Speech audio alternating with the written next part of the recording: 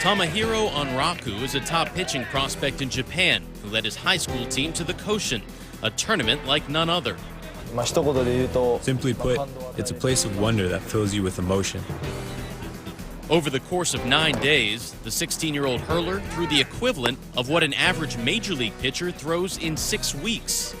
It was the first time in my life throwing so much in that time.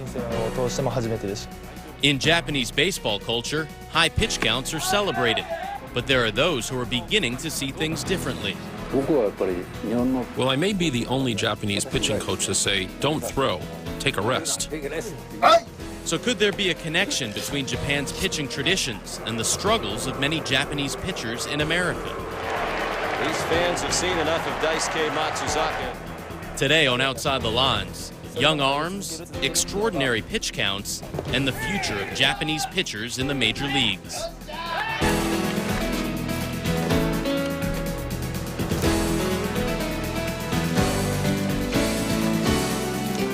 And now, sitting in for Bob Lee, Steve Weissman. How do you define a monster? Is it something ugly with nefarious intentions, or something so large that it elicits respect? In Japanese baseball culture, on their greatest stage, that title is the most celebrated of all. To be deemed a monster is to be both feared and revered. But in earning that distinction, a young man must endure what some would call unnecessary abuse. Tomohiro Onraku threw 772 pitches over 5 games in 9 days. And while his body broke down, his honor only grew. As part of our Kids in Sports series, TJ Quinn went to Japan to discover what goes into making a monster. It's the same game high school students play in the United States. A strike is a strike. An out is an out. A hit is a hit. But keep watching. Watch how the team prepares the field before the game. Watch how players react to their coaches. Watch how they react to each other. This is a story about the way a nation defines itself through sport. It is the story about how an ancient country sees itself through the prism of this 16-year-old boy, Tomohiro Onraku. In April, Onraku, a can't-miss prospect whose fastball tops out around 94, led the Saibi High School team to Koshin, a twice-a-year high school tournament that perennially captivates the country. For somebody who's never seen it, how big is the Koshin tournament? Simply put, it's a place of wonder that fills you with emotion. As a kid playing high school baseball, there's no higher stage than the Koshin Stadium. It's bigger than the Olympics. At the Koshin, Onraku started 4 times in 5 days. He averaged 135 pitches per start. One of America's leading sports surgeons says high school pitchers should throw no more than 95 pitches in a game and no more than once every 4 days. Over the 9 days of the Koshin, Onraku threw 772 pitches. That's about what the average major league pitcher throws in 6 weeks. It was the first time in my life throwing so much in that time. For 4 games, he dominated, but in the championship, he fell apart. His fastball dropping into the 70s. His team lost 17-1. I had a heavy feeling that felt as though my body didn't belong to me. But, as is particular to Japanese, I felt that I would try and use my mind to push through all of that. When American baseball personnel heard, they howled about the risk to Onraku's future. In Japan, the reaction was mixed. Some hailed it as classic Japanese determination and sacrifice. Some saw it as pointless, outdated abuse. There was criticism, but there were also people who said I did my job well.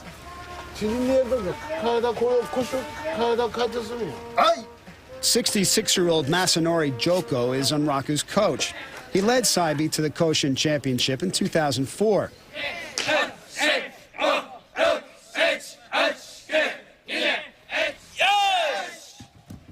His teams practice at least 5 hours a day, 6 days a week. He says he believes in Bushido, the warrior mentality that has long defined Japanese baseball. But he also knows he may be a dying breed. If you didn't approach the game the way you did, if you didn't have the Bushido spirit, if you didn't train as hard as you did all the time, would you lose some of what it means to be Japanese? I wonder if it hasn't already lost some things. But then again, I think there are also new things being gained at the same time. I probably also need to learn and take in new things. Joko says he never lost sight of Enraku's health. Before the game, I always asked, "Are you okay?" And he would answer, "I'm fine, I'm going out." He's flexible, but his legs were very tired, and in the end, he couldn't kick properly. Everyone was talking about the pros and cons after he had thrown 772 balls and saying that he shouldn't have thrown. There was various talk, but it had nothing to do with his shoulder or elbow. His next time out, more than a month later, Enraku hit 94 on the radar gun. But the debate continued. Well, I may be the only Japanese pitching coach to say, don't throw, take a rest.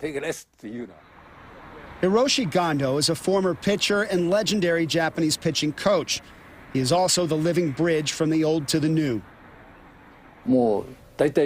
Right now, there are a lot of Japanese coaches who get pitchers to throw 800 to 1,000 pitches in a week. I don't have pitchers do that. I think things ought to change. So I'd like to see some managers with guts. Gondo knows from painful experience. In his first 3 seasons with the Chunichi Dragons from 1961 through 1963, Gondo threw more than 1,000 innings, and his arm was essentially ruined. But the manager said, you're lazy, you'll survive. The managers at that time were people who had went to war and returned, so they were telling the pitchers to keep going every day. They were very happy to be able to play baseball, so because there was no danger of losing life, feeling pain was nothing. It isn't just a matter of overcoming pain. Pitching counts that would be considered obscene in the United States are a source of pride for some Japanese. The Koshin made Daisuke Matsuzaka a national hero 15 years ago when he threw 767 pitches in 6 games, earning him the revered title Kaibutsu, or Monster. Enraku earned that same title in April. Have you ever said to your coach, I'm too tired, I can't go today? I wouldn't do that. Could you imagine ever being that tired? Yes, sure. There have been times where I was tired, but in the end, as long as you don't injure yourself, I believe pitching through it in spite of how tired you are is part of Japan's high school baseball, as well as Japan's culture. I think it would be good to protect talented Kaibutsu players so that they can go on to play pro baseball more. Like Enraku, Nobuyushi Takatsuka pitched his team to a second-place finish at Koshin. And like Enraku, he was a top prospect, a Kaibutsu. When you are playing in Koshin, you don't think about getting hurt. You just recklessly think about winning the game. And you get injured. And the injuries continue after that. Takatsuka says he was never the same after throwing 712 pitches at Koshin. He says injuries suffered there eventually cut his professional career short. Now, the 33-year-old is an apprentice sushi chef. He hopes his son pitches at Koshin someday, but he wants the experience to be different. I'd like to see him coached in a way that would prevent the same mistake from happening again. Enraku's coach, Joko, wants to see Enraku reach the same level as Matsuzaka and Yu Darvish, but he doesn't see a connection between the innings they pitched in their youth and the injuries many Japanese pitchers have suffered in the major leagues. When you get to the next Koshin, if you face the same situation, what decision do you think you'll make? As you know, there's a huge difference between first and second place. First place is a great cause for celebration, but second place is nothing. So the players are united in striving for first place. And I think I would probably make the same decision after determining whether he is fit to go. Even reform-minded Gondo says he doubts he could have said no to Enraku. It's very complicated. If you think of the person, you should say no, but it's Japanese culture. Koshin is supported by everyone. It's difficult to stop that. If the manager says you can't pitch, then the people of the town and the pitcher's mother and father will say that the manager is no good.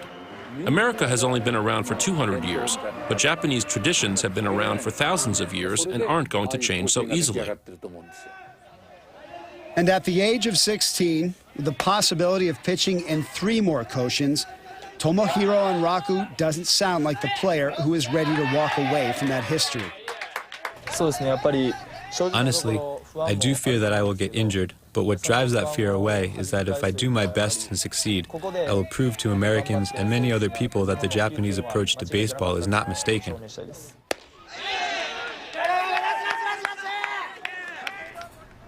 TJ Quinn reporting. For more on this story, we welcome our panel of guests. Bobby Valentine, former Major League and Japanese Pacific League manager.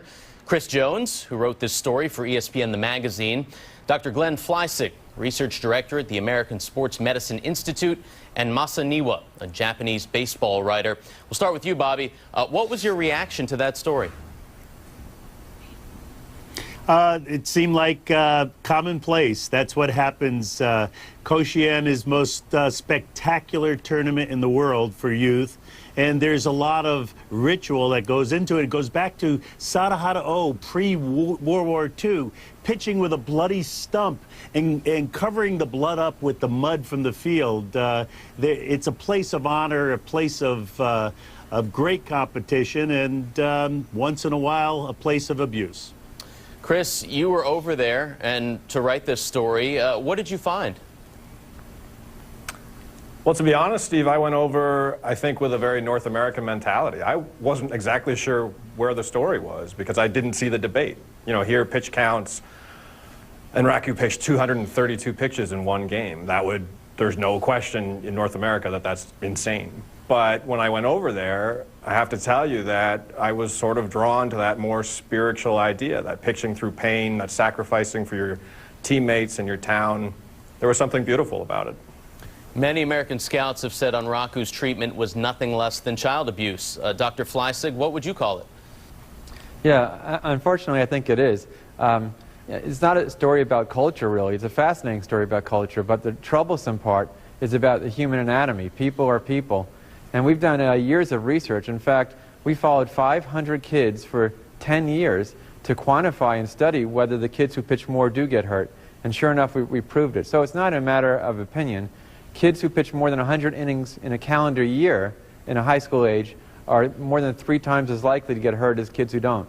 He pitched about 50 innings in 1 week. And this is very troublesome.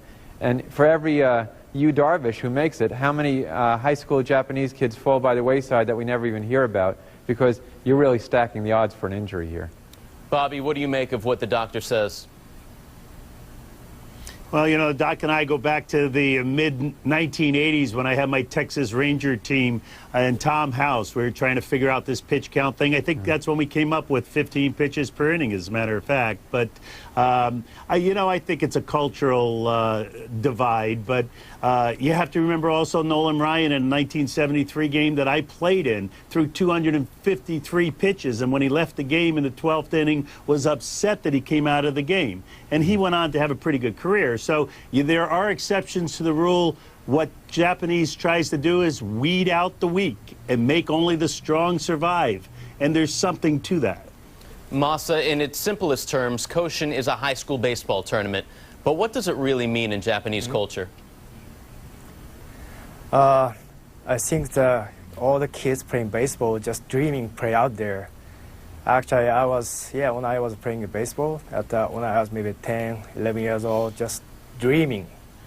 And if I get there, could be maybe dream come true. So I guess for most kids, just see the biggest stage and maybe dream stages. So yeah, that's kind of all about. Chris, what would you compare it to in American youth sports culture, the Koshin? No, we don't have a comparison. I asked a bunch of people over there to try to define it. The closest we got is a combination of the World Series and the Super Bowl. It just happens to be children who are playing it. You know, in Iowa, they play... And the Final Four. You know, in the Final Four, there's 4,000 teams that play for one winner, and they do it twice a year. It's amazing. Go ahead, Doc. Well, I was going to say, we have the Little League World Series, and Little League used to not have pitch count limits. And what happened was Little League heard about this scientific study, and they proactively approached it and took it. And so Little League is trying to save the kids. What's happening in Japan or in America in a high school type of tournament or any kind of amateur tournament is that the coach and the players, the young kids, want to win now, but they're not really looking at the long-range health of the kids. I mean, like the Japanese pitcher we just talked to, he was willing to risk future injury for the success of now. In America, which is where the story might have some practical significance, are we really willing to risk high school success now and to blow out your arm? I mean, the coaches sometimes don't see that. They see the success now, and they don't see the arm injury they're passing up to the kid. So in America, I think it's really up to essentially the parents of the high school kid to look for his long-term health versus the short-term success. Well, to your point there, in Iowa, they play a summer high school baseball tournament, and there's a team that won a trip to the state tournament, but they had to forfeit because one of its pitchers threw too many innings. So why do rules like this exist in America and not Japan, Masa? Right. Well, it's hard to say that it has been a long history, maybe above Mr. Barrington explained. It's just throwing, as much as you want. That's kind of baseball style in Japan, especially high school. And sometimes pitchers pitch maybe 200 pitches, kind of big story, kind of big headline. So it's been a long history, can't explain exactly, but just kind of grew up and watching those high school games. The pitcher maybe sometimes 250 pitches, but that's kind of, culture, the baseball culture in Japan. From guys like Kei Agawa to Daisuke Matsuzaka, there are recent examples of Japanese pitchers who haven't had long-term success in the U.S. Bobby, what role does how much they throw in Japan have to do with that? I think it's more of a cultural adjustment than it is the role of how many pitches they threw in the past, personally. Guys with good mechanics, as the doc could tell you, are the outliers, and a lot of these kids are weeded out early because they don't have good mechanics. But remember, just one other little note. 4,000 teams, 40,000 kids, 40 of them get drafted. 40 of them get drafted. So Koshien and winning Koshien is the pinnacle of most every player's career, baseball career in Japan. There's nowhere to go after that. Chris, you wrote that the Japanese don't use the word destiny very much. They call it fate. In your mind, what's the difference? I think someone like Enraku, as he said in the piece, he worries about possible injury.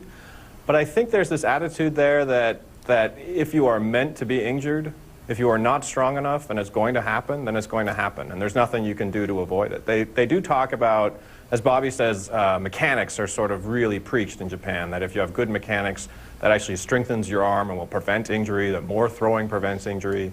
But there is still this sort of underlying belief that if something happens to me that's bad, it was sort of meant to be.